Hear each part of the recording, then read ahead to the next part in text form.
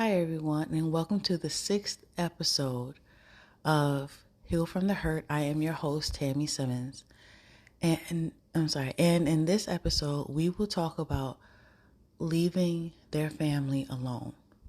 Now, I know some of you their family loves me, like your ex's family, like they love me and all this stuff and all of that. Now, if this applies to you, it applies. If it doesn't, it doesn't. But I can only tell you from my experience. I have no problem with his family or nothing like that. And his mom definitely loves me. But what I can say is from my experience, being so close to the family after the breakup basically kept me stuck in that place. I lost a sense of reality sometimes that it was over because I'm still going to every holiday. Every holiday's dinner, I'm still like hanging out with his mom, all those things.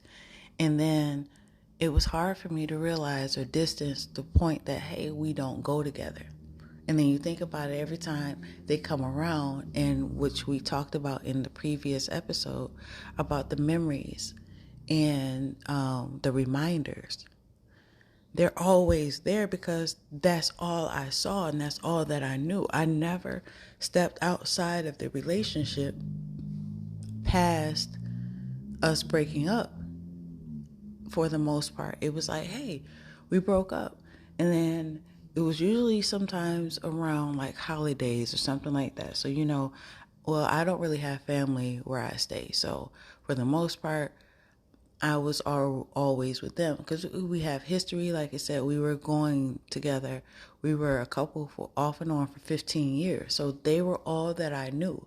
And so when we had breakups, I was still going to the house.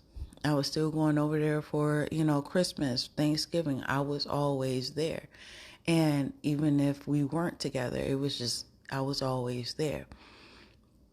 And so the reason why, once again, I say to leave their family alone is, especially if you know that the relationship is over, and especially if you guys do not have a child together.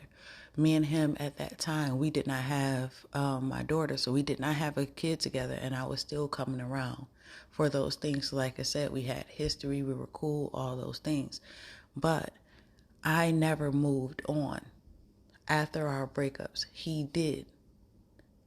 And whether I was aware of the point that he moved on or not, that was another thing. But for the most part,